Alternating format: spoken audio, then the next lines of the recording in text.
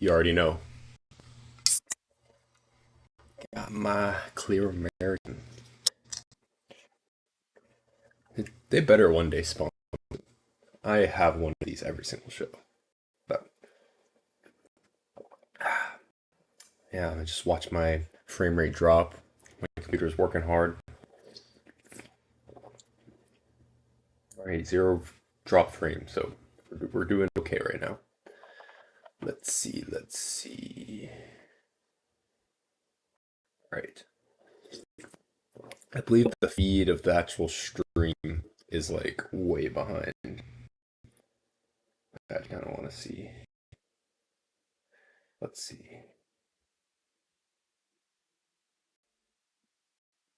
Yeah, it's like it's like 3 minutes behind. But what can you do?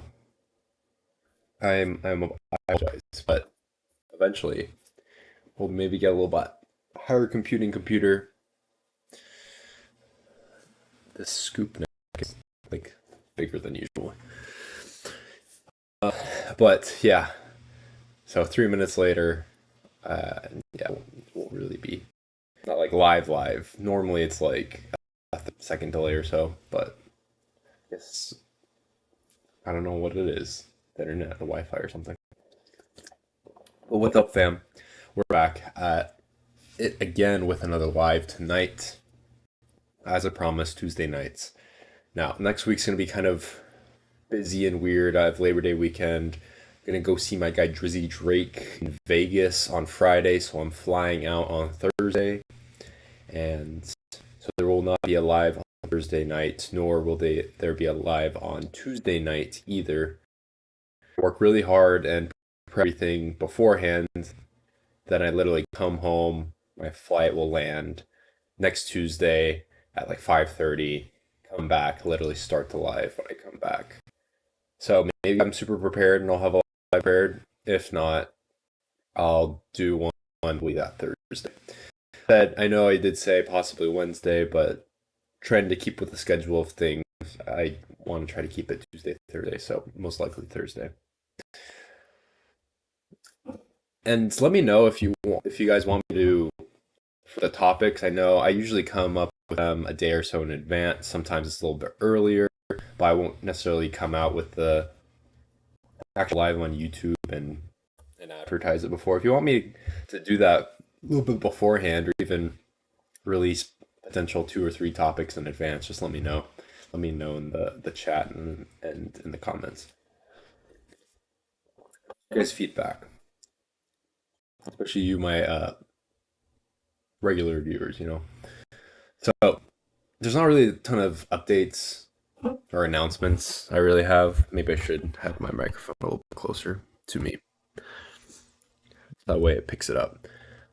But let's go ahead and hop straight into it. This one was a really interesting topic just because I posted that Andrew Tate video on my Instagram, and I've listened to it, and I've listened to many of his not only short form content, which kind of puts him in a bad light, but his long form content that you kind of get the whole context of what he's saying. But I thought it was really interesting that it says like there was a study, and I actually tried to look for this study. I looked tried to look for the study for a good amount of time. I was not able to find that exact study he was saying. I did find other studies as well, which kind of have interesting results when talking about stress and health and not necessarily success, but specifically health. And the results are very interesting, and I'll be going through that. Obviously, I'm not going to go through I read like three or four actual studies from top to bottom all the way through. Did I understand all of it? No. So, do I'm definitely not gonna go word by word through the whole exact study for y'all because that's no one wants to watch that. A guy reviewing scientific data. That's Andrew Huberman for you or other channels, not this one.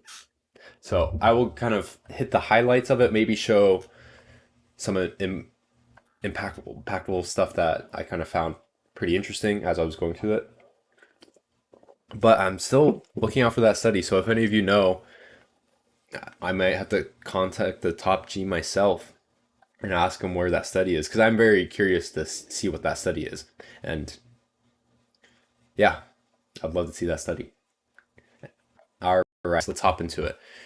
All right, stress leads to longer life and more money. That's kind of what he claims. And from a general sense, obviously, the more successful you are, the more stressed you are. And I do agree with his statement that he says the more you're able to manage your stress, the more you're able to accomplish, the more successful you can be. I do agree with that just because life has stress in it. And there's no if, ands, or buts about that. There's no way to kind of escape stress. We have daily stress, and I'll kind of hop into what I saw as I've been doing a little bit of research. But acute versus chronic stress, like everyone has acute stress at every point in someone's life. You're gonna have acute stress, and most likely, I'd say 99.9% of people. Obviously, there might be the 1.1% of people that never have chronic stress, but 99% of people will probably deal with some sort of chronic stress as well. So, what's the difference between acute versus chronic stress? If you know what those words actually mean, then it might give you a hint. But acute stress is stress experienced on a daily basis from minor situations. So, comes in just simple things. You're late to something, you forgot something at home, you forgot your phone, you forgot your keys somewhere, or something that might be a little bit more of an inconvenience. A small thing that you were working on crashed on your computer and you weren't able to save it, but it's like not as a big deal. It's just kind of annoying. So those kind of annoying moments, that's what's deemed as acute stress. Chronic stress, on the other hand, is way more severe. It is basically this consistent sense of feeling pressured and overwhelmed over a long period of time. And also, I'd throw into so say you're working on a really big project, the deadline's coming up at the end of the week, it's Thursday or Friday, you're working on the project, your computer crashes and you lose everything. And up to that point, you probably spent a week or two working on that project. And then you have to start over from scratch and finish it in 1 or 2 days. I'd probably say that that would be some sort of chronic stress. It's not necessarily over a long period of time, but you have enough of those instances. Think about investment bankers. I was almost about to do investment banking, but you constantly work 80 to 100 hour weeks, going to bed 3 4 a.m. On the regular. You're probably going to bed at like 1 or 2 on average every night. You go into the office, you work 8 or 9 o'clock in the morning, and you do that 6 to 7 weeks or 6 to 7 days out of the week, and you do that for multiple years. That at that point, that would be chronic stress.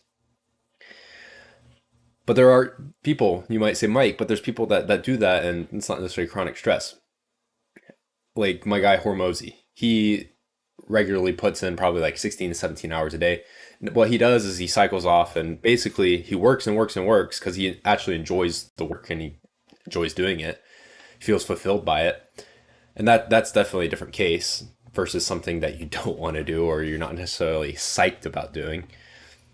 But even he says there'll be times I kind of work until I don't really feel like working anymore, and then he'll go like binge watch TV for a day or so, and then he'll go back to working because he kind of had his time to recharge and rest. Like every person's different. Obviously, for example, sleep on average, everyone should get to 8 to 9 hours, 7 to 9 hours of sleep every single night. Some people can function with less sleep. My roommate, he wakes up at like 4:30 every single morning, and there's some nights he doesn't go to bed till like 11 or 12. And I'm like, you gotta go to bed, dude. Like you need sleep, and he's like, nah, yeah, I'll go to sleep. Some people can do that over a long period of time. It might not be the best, but people can do it. So that's the difference between acute versus chronic stress. And there's lots of stuff I'll go into, a little bit more scientific when when talking about this kind of subject. So stress and cortisol levels. I'll kind of hop into what I've been researching and things I've seen. Let me see if I can, and I'm gonna put all the links to the different studies I'm looking at. I'm loving how my CPU is running right now. It's not crazy bad. I'm not getting warning signs. It's like encoding error or something like that. Or overload. Sometimes it gives me that notification. Let me see if I can find it. Um, might be another one. And if, for those of you who don't know what cortisol levels are, it's basically the stress hormone. So it's ties in with your hormones and your endocrine system. Basically releases when you're put into some sort of stressful situation. Let me see if I can search it. Cortisol. There we go.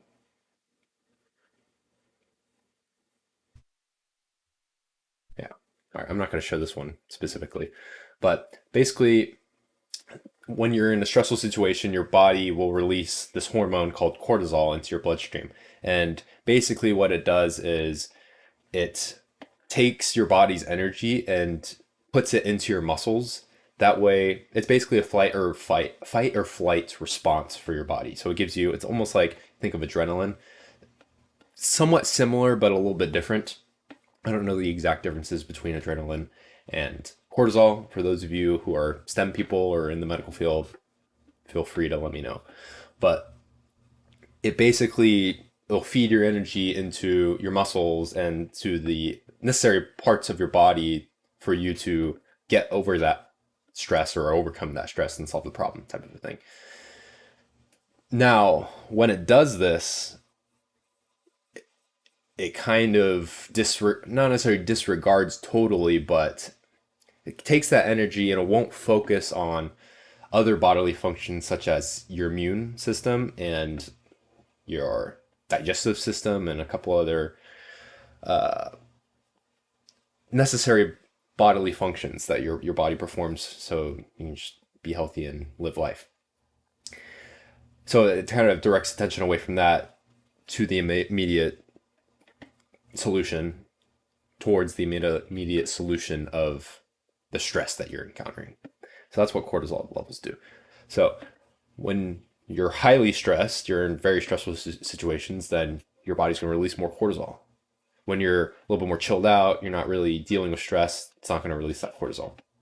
Now, cortisol does increase with cognition and performance and all that stuff. But over a long period of time is not very good because it can lead to many things. It can lead to, let me switch the camera that way I'm not looking over there.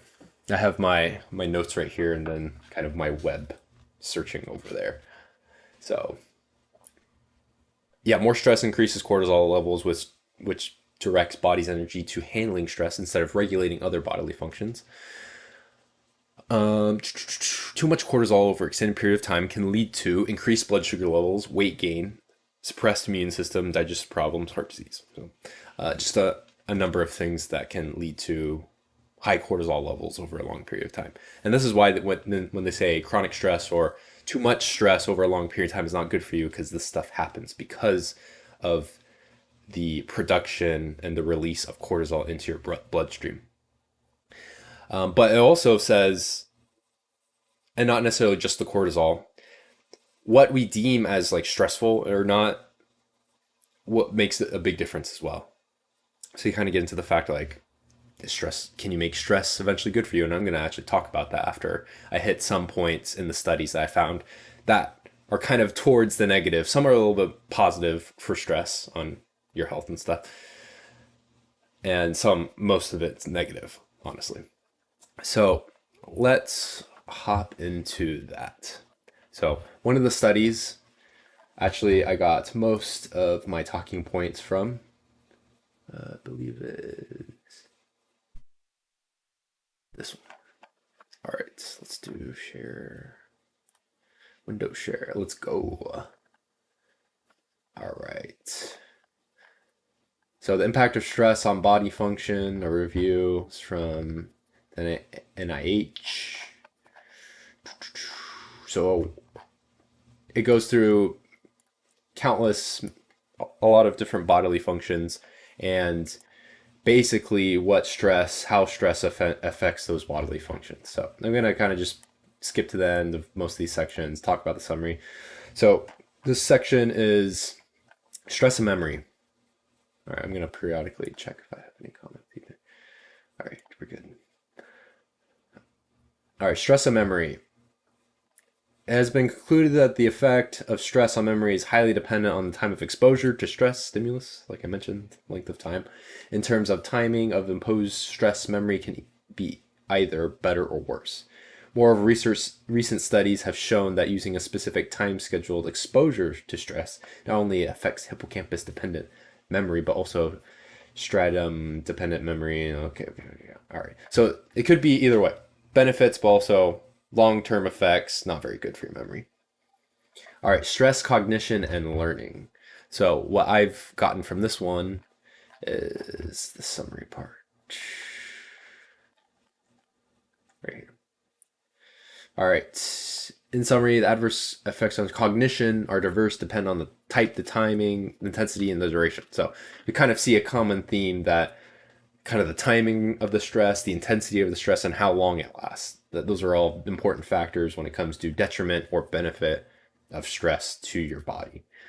Generally, it is believed that mild stress facilitates an improvement in cognitive function, especially in the case of virtual or verbal memory. So going back to memory. However, if of stress the intensity of stress passes beyond a predetermined threshold, which is different every individual. So I'll get to the point where how you can maybe get a little bit used to a little bit more stress, just because stress happens, and if you want to build up your stress tolerance, that way it doesn't affect your body negatively, because you don't want to be that person that if because you hear stories of, specifically it's women that do this. They get stressed by something and they totally shut down and they can't do anything like the rest of the day. You don't want to be that person. I'm talking to guys out there. Women, you can kind of do whatever you want. I'd probably suggest not doing that, just because it's not a good thing to happen. Like, if you can't work a normal job, you can't. It's hard to raise kids like that, and yeah, just work on that a little bit, you know. But if you're a guy, 100%, you can't have this happen. You can't just one bad thing happens in your day and you completely like, oh, my day's over. Like, I'm just gonna go home and binge watch Netflix. You can't do that as a guy. No exceptions. Um, causes it can cause cognitive disorders, especially memory and judgment, and other stuff as well. So it can be a detriment over a long period of time past your threshold. All right, stress and immune system functions. This one specifically.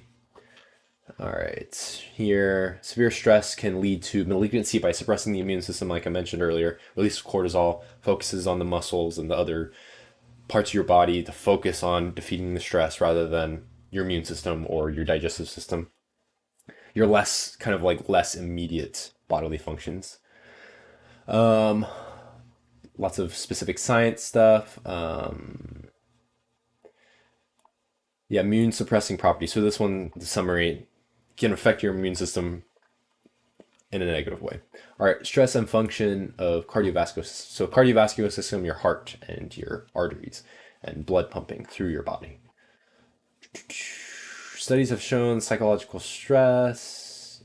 Yeah, so I think this one specifically, I wanted to highlight this. Yeah, stress, whether acute or chronic, has a deleterious effect on the function of the cardiovascular system. Not only stimulatory, but can inhibitory in nature. So not good for your cardiovascular, just because what it does is it narrows, I believe, your arteries when you release cortisol, and that's not necessarily not good. It can lead to increased plaque buildup and potential heart attacks and heart disease, as I mentioned earlier. All right, stress and gastrointestinal complications. So your GI tract, so basically your digestive system. Obviously, it affects it as a negative because it directs body's energy away from that. And in conclusion, the effects of stress on the GI system can be classified in 6 different actions. Lots of disorders, lots of negative effects that it's highlighting. All right, stress and endocrine system. That's basically release of cortisol, like I mentioned. So your hormones, not hormones. Maybe they should change the word to hormones. No. All right, conclusion. This is the important part. Altogether, stress may induce both beneficial and harmful effects. The beneficial effects of stress involve preserving homeostasis of cells and species, which leads to continued survival. So it helps you survive. That's why we have stress, and that's why it's like the fight or flight, the the cause and the effect. I forget the scientific term for that, but basically, what causes you to act, something that will cause you to act. Uh, yeah. Also, many disorders can originate from stress, especially if stress is severe and prolonged. So, too much stress over a long period of time is not good. So, when it comes to them, like I said, my guy, Top G, Andrew Tate, I need to see that study because from what I'm seeing, it doesn't prolong your life or at least increase stress. I will say, and this is where I'm going to get into this next part, is turning stress into a good thing. Just because we all have stress and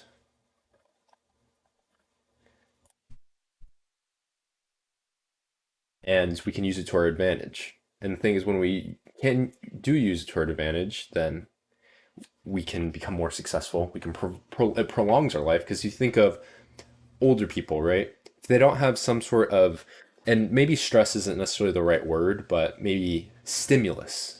Oh, that's the word I'm talking about. Stimuli and response or reaction. Stimuli response. That's what it is.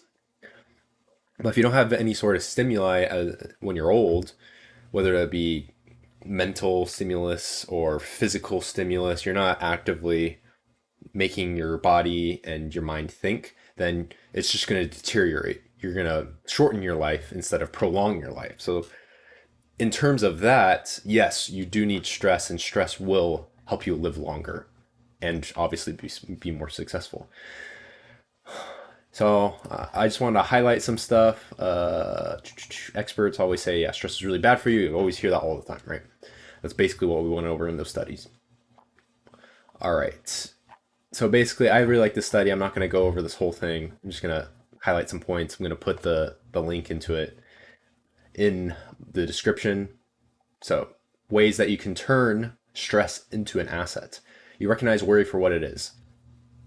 So don't worry too much. Worry when you need to, but no need to worry on stuff that doesn't really matter or stuff out of your control. And that's actually number 3. Focus on what you can control. Reframe the stress. Now we can reframe the stress as possibly a good thing, and this can be like challenges or trials of anything. For example, it's like, oh, I have to go to the gym, or like, oh, I have to do this. Instead, I get to go to the gym, I get to go to work, type of a thing. So turn your stress into a potential growth opportunity or an opportunity in general, rather than a detriment to your life. All right, create a network of support. So this is why having a support network or a network in general is really important. That way, you're going through a stressful situation, or you encounter a problem and you're not sure how to solve it, you can ask advice from your fellow guys around you that have been through probably many of those situations, and they can give you good feedback and good support. Now, they're not going to necessarily fix the problem for you per se, but they'll give you the tools and the resources so that way you can fix it, and then you have that experience. Whenever you have it again, it's not going to be as a stress because you know exactly what to do. And if anyone else in your network maybe hasn't gone through that experience, you can provide the value and the help that someone gave you in the past. So you can help someone just like someone helped you. Get some stress handling experience. I love how it says it promotes like how to handle stress is literally get stressed and like overcome it type of a thing. And it's true, especially a lot of people that are my age and the Gen Zers out there, fellow Gen Zers, a lot of them, a lot of people just don't have hard lives, especially if they grow up in a very fortunate situation. They didn't really have to work in high school or work in college, and their first job experience ever is out of college. And they've just been sitting in school for the past 18, 20 years. Uh, yeah, maybe you're not put in a ton of stressful situations. That's why I like really sports too. So maybe you are in that position, but you did sports. At least you've handled stressful situations. You're at the free throw line ready to make the game winning buckets or game winning free throws. Maybe it's fourth down, you got 10, 15 seconds left in the game, you're on the 15-yard line, you got to score a touchdown. Or it's the 88th minute, 89th minute, you're tied and you need to score a goal to win your game type of a thing. Stressful situations, or you penalty kick to win the game type of thing. Obviously, you saw the U.S. women's team; they did not handle that very well. So maybe they need some more stress handling experience. If you know what I mean. All right. So I wanted to go over that. Like I said, I'll put that in the description. Also, how to lower your stress. Or actually, before I get into that, let me talk about money and business and how stress can be beneficial in that. Like I said, in work situations and business situations, obviously, I'm 26. I don't have vast experience of being in business than say like a 40, 50, 60, 70 year old, right? I'll eventually get there. But I think from what I've experienced so far, just starting to work in high school to going on a mission to Japan, not knowing the language at all, learning the language fluently, and not only since this ain't Spanish, this isn't Portuguese, this isn't like sign language. This is Japanese, arguably one of the hardest languages to learn in the world. It's probably like four or five languages in that bucket. Japanese is in it. Not only that, it's not in what do they call it? It's not in a Roman alphabet per se, so you can't even you can't even like sound out or read the writing. You have to learn all that kind of on your own. And luckily, we had teachers and stuff that helped us with that. But it's its own total different thing. And not only that, you could be amazing at the language, but if you don't know the culture, then people won't really listen to what you have to say, especially when you're doing what we were doing, preaching about Jesus Christ and the gospel to people that say they're Buddhists, but they don't really have a religion.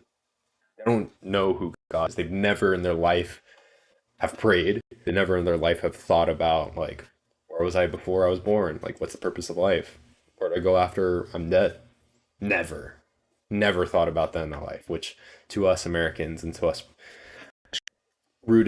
people that have grown up in like Judeo-Christian countries, rooted countries, that's like we think about that stuff all the time. Like you're not really human if you haven't really thought about that. Uh, and then talking to random people and doing all this from like 19 to 21 years old. Sorry, my nose is like really itchy right now. But so going from that to coming back, I worked over the summer, did landscaping as well, so a little bit more physical labor, manual labor. I have my experience with that, and then went to school. Throughout school, I worked through school just because they didn't necessarily have like full like I didn't have what's it called, a academic scholarship. I had smaller scholarships that I applied for and I got, but nothing that covered everything or much of everything or majority of everything.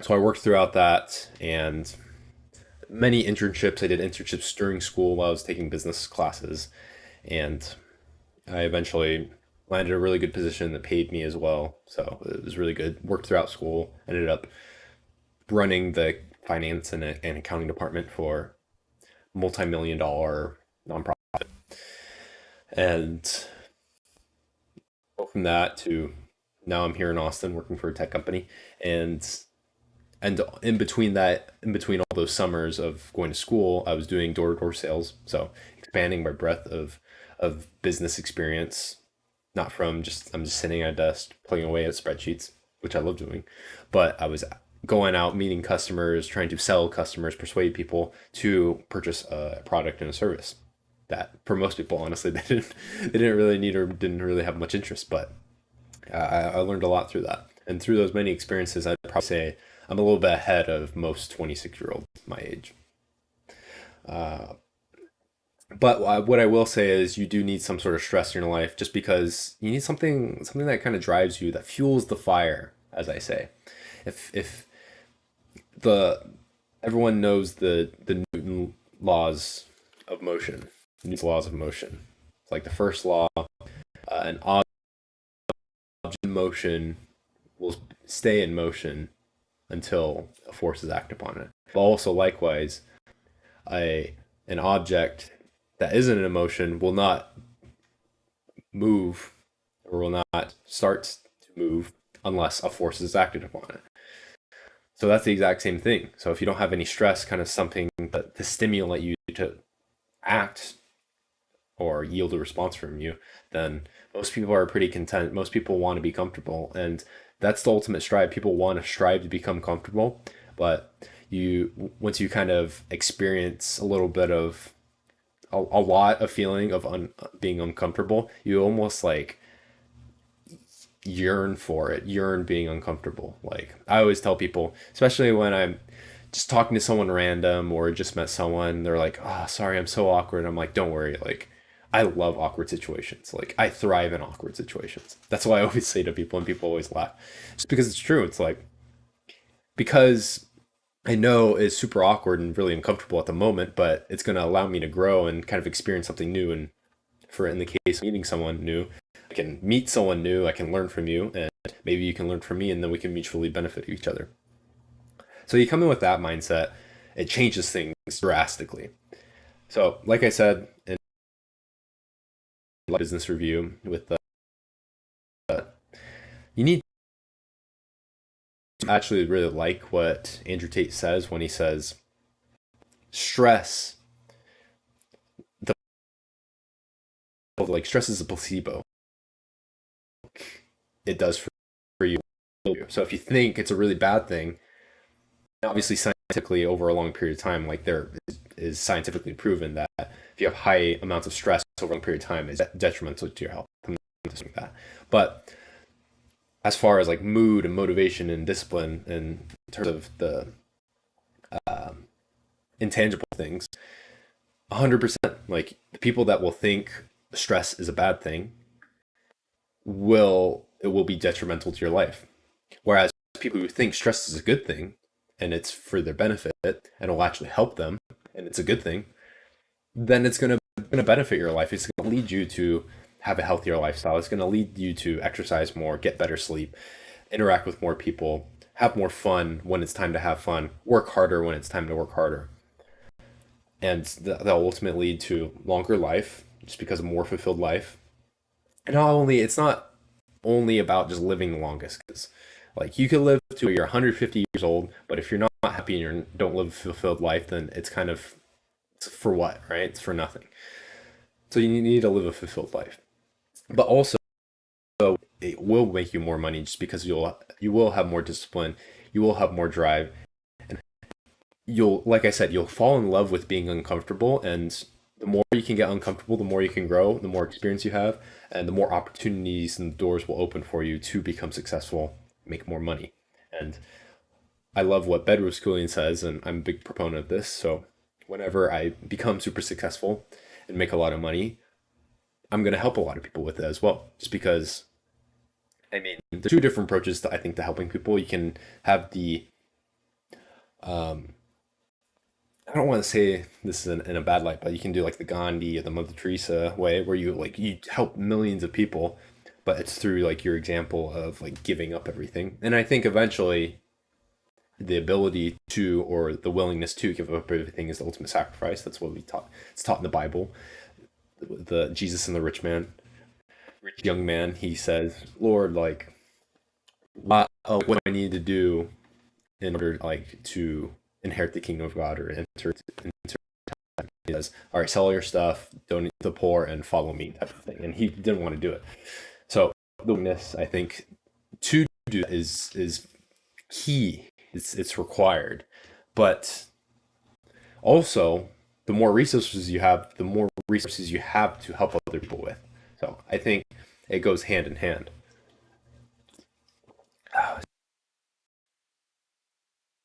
Sorry, I just muted myself. So it goes hand in hand. So the higher the ability you have to help and impact other people's lives for a positive in a positive light. All right, so that's kind of hitting my point on. I focus a lot on the health and a little bit on the money, but it kind of hit killed two birds with one stone. All right, so you're like, cool, this is great information, but I'm kind of like super stressed right now. So how can I flip that stress other than the mindset? What can I do? Physical actions I can do to either lower my stress or to help me kind of overcome my current stress that I'm dealing with right now. And let's hop into that. How to lower stress. All right. Number of different things. I'd say these are super simple things that everyone can do. And if you do them and you do it adequately, then it will 100% lower your stress. So think of what do most people, or most people that have stress, like what are normally the causes? It's like they're rushed or they don't have enough time to do something or they're backed up. Well, a lot of it has to do with time. You're like in a time crunch, or you have too many things to do, or you don't have enough energy. I think that's a big one too. You don't have the energy, or I'll break it down into these two. You don't have the energy or time to do what you need to do slash like want to do. I think those are the main roots of stress. All right, how do you lower that, or how do you have the ability to meet the needs that you need in your day to day life? Adequate quality sleep. So not only the amount of sleep, but the quality of sleep that you get as well. So I need to get this, but I need to get a sleep tracker, sleep quality tracker. I want to get an Oura ring. Uh, Blackout shades if the sun keeps waking you up, or putting your phone on sleep mode, or not. I know I'm guilty of this too, but not being on your phone, the blue light. But I have a setting on there so it like tones down, so it's not as much blue light before I go to bed, or an hour before I go to bed. Maybe not eating a ton of food before you go to sleep. A good mattress, invest in a good mattress. So things you can do to get quality and adequate sleep. All right, next one, exercise. This is the biggest thing other than sleep, but you need to exercise regularly. Now, I try to go to the gym every single day, if not, do something active every single day. So this morning I went to the gym. Tomorrow morning I'm going to go to the gym. I'm also going to play basketball afterwards with my coworkers after work. So you need to exercise because the more you exercise, the better you're going to sleep, the more energy you're going to typically have, and it's just positive effects for your body. You're not going to feel as lethargic. You're not going to feel as slow. You're not going to feel as drained. You're going to be fulfilled, and you're going to actually have an increase of energy. All right, next one, organization.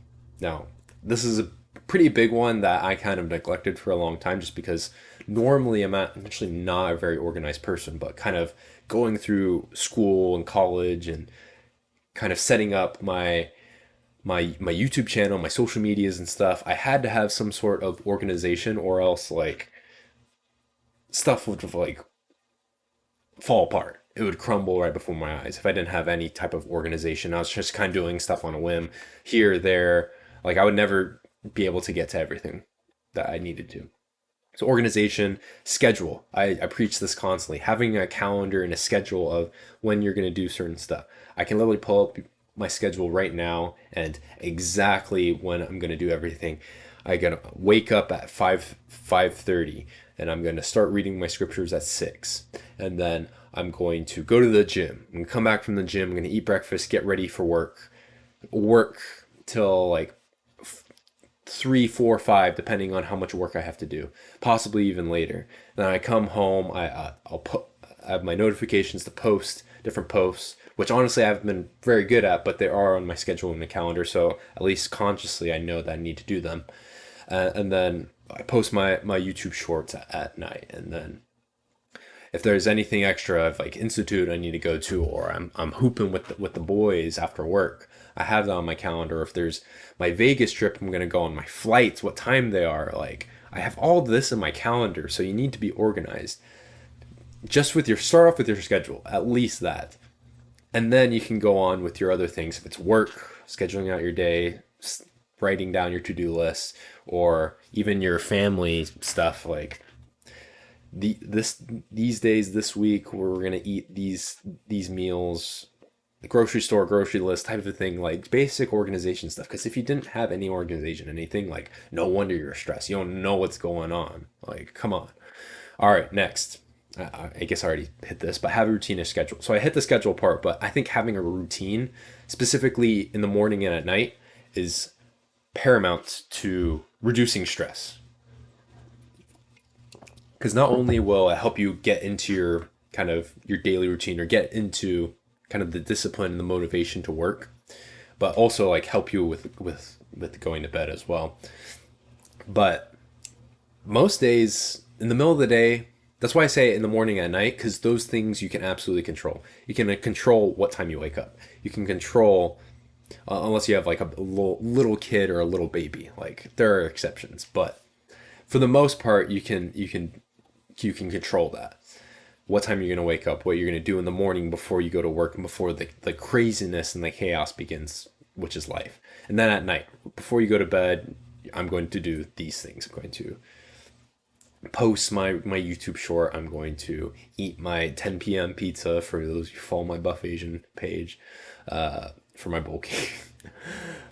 Funny stuff, but I'm going to make it a thing. I'm going to make it a trend. Maybe I'll get Hormozy on it. Try to. I'll tag him next time.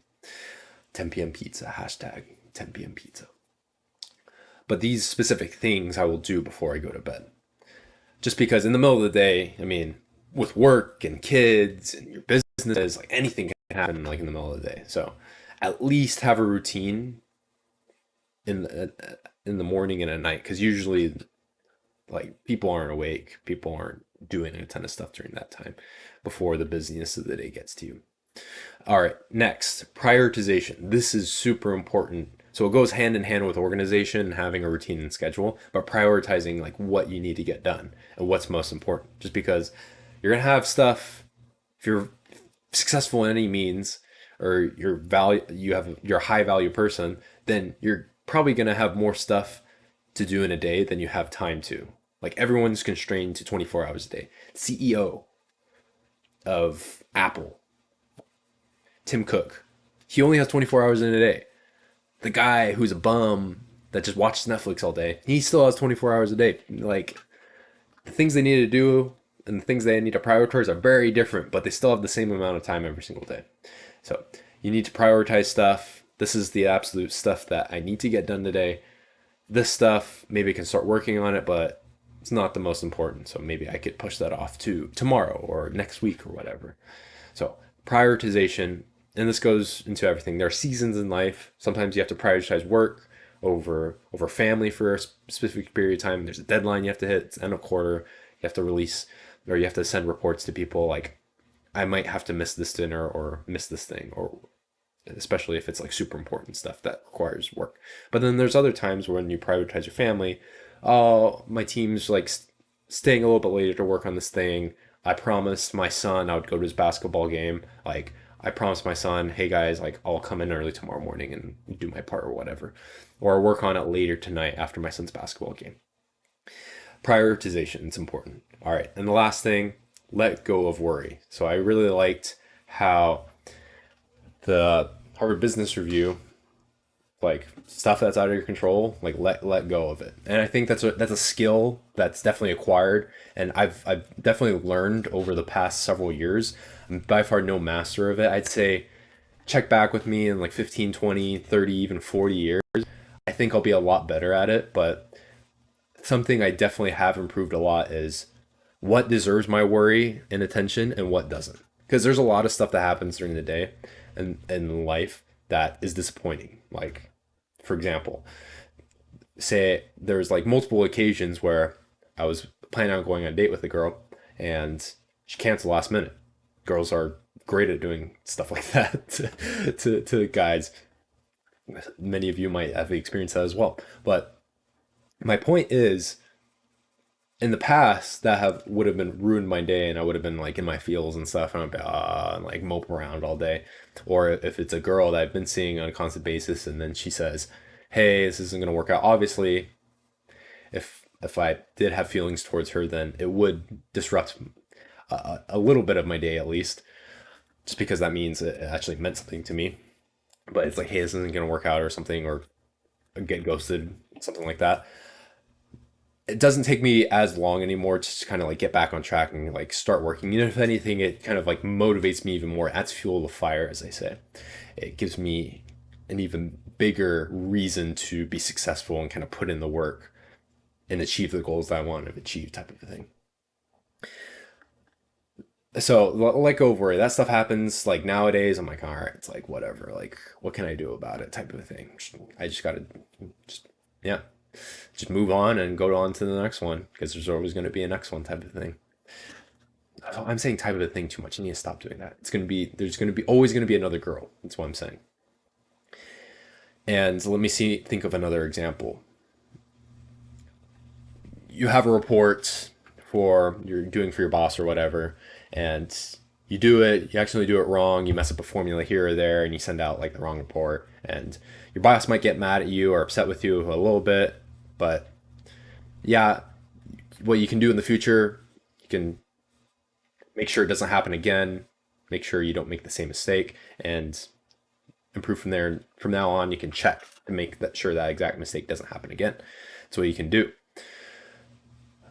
You don't have to keep worrying. Like even if you fix it, you're like, oh, I don't know how my boss feels about me. Like let go. Or even something that is even less in your control is you send your part of a report to someone and they do their part and they send it out to everyone or a finished product, but they mess up on their part and but you as a whole team kind of get the blame.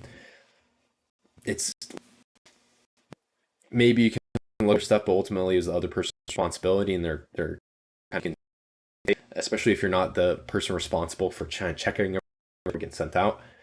Don't feel bad about it. Just let it go. There's no point in worrying about it, or there's no point, especially if you're running a business or you're delegating responsibility to other people. You trust the person, and obviously you vet that person before that you given them the responsibility. But after that, like kind of like let go of worry. Like trust that you made the right decision. You have their trust in them, and you don't have to worry about their end product or everything they're going to do all the time. Obviously, you can review their work and stuff, but you don't have to constantly worry. The more worry you have about multiple things, the worse. And even when it comes to money and investing, like I get to the point where I'll invest some money. Obviously, I try to be a little bit more passive with it. I don't try to actively manage, but there's some stuff I actively manage just because. And this will actually, I think this is a topic for a future live as well, just because the argument and active managed, like passive, passively managed investing trumps managed investing. But I think there are also opportunities that you can actively manage that will further increase your returns within to passively investing. But what was my point? It was, yeah, let go of worry. So investing, I mean, the market goes down. Like, think of it necessarily as a bad thing. Yeah, my portfolio goes down a ton. But I think of it, I flip the switch in my mind. I'm like, hey, there's actually a great opportunity to buy stocks and companies and crypto on discount. Like the whole crypto, the winter that's been going on. I'm like, yeah, previous money that I invested at the, actually I sold a good amount on the highs, so I didn't have to worry. But I bought as it went down. I bought kind of DCA'd on its way down just because I thought it would bump right back up, but proved not. Went down even further. But I just think of it, hey, I can get it for cheap. So when it goes up again, then I'm going to be in a really good position. So I flip the switch and I flip the mind and I don't stress about it. You stress about things right in front of you that are important and you give your attention to what's important. Obviously, that doesn't mean don't plan for the future. That's exactly why you need to plan for the future so you don't have to stress about it in that moment at that specific time. You made a plan for it, you made an execution list and an action list and items that you're going to execute on. Great, I made the plan. Let's focus on what's the next test at hand, what's in front of me right now. And whenever the future kind of rolls around or time to review the results or the plan in the future as well, then you can focus on that. So that's kind of my 2 cents. I know I've been live for like an hour right now. Like I'm just spitting fire at the moment. But let's see. Currently no comments, but that's pretty much what I had for tonight. But like I said, oh, quick recap. Let's do a recap before I end. But I kind of went over the accuracy of stress leads to longer life and more money, went through a couple different studies, acute versus chronic stress, stress and cortisol levels. Too much cortisol over extended period of time can lead to bad things, detriment to your health. Stress and memory, stress cognition and learning, stress and immune system function, stress and the function of cardiovascular system, stress and gastrointestinal complications, GI, and conclusion with that, both benefits and harmful effects of stress on the body and health, and then going into stress and money. Stress can be actually a good thing as long as it's not beyond a certain threshold, and determining what that threshold is and how to actually increase that threshold and make stress a little bit more normal, flipping the switch mentally for you, and lastly, how to lower stress. Whew. This is actually well, one of the more enjoyable lives I've done. No, don't get me wrong. I actually enjoy all of my lives, but specifically this topic and be able to go on a little bit of a tangent, but still kind of all encompasses, especially a lot of my other lives. It kind of like all encompasses that. Then I think it's pretty cool. And that's why I make this content. So it's all encompassing. Obviously, I might have more of a niche in finance, investing, and kind of the fitness realm, but I try to be all well rounded for everyone just because everyone, all you guys out there need to be well rounded. Doesn't matter if you have a ton of money and you're not in shape or you're not good with relationships, you're not good socially. Doesn't matter that you're rich. You need to be well rounded. Max your stats out. Check out that live. Tens all around. But that's about it for the night. Um, yeah, I'm gonna be in Vegas. I'm gonna be in Utah. I'll be in Utah Thursday, and I will be going to Vegas Friday. I'll be there Friday, Saturday, come back Saturday. We were going to stay a couple nights, but my friend just wanted to stay one night. So we're just going to stay one night, come back Saturday night to Utah and chill there for the weekend. And yeah, it's going to be fun. Enjoy the Labor Day. And I'll be back in Austin on Tuesday. Get back in the swing of things. But as with everything, trying to help you guys get stronger, smarter, healthier, wealthier. So go ahead, fall for more lives, fall for more tips, and as always, stay pumped. All right, catch y'all later.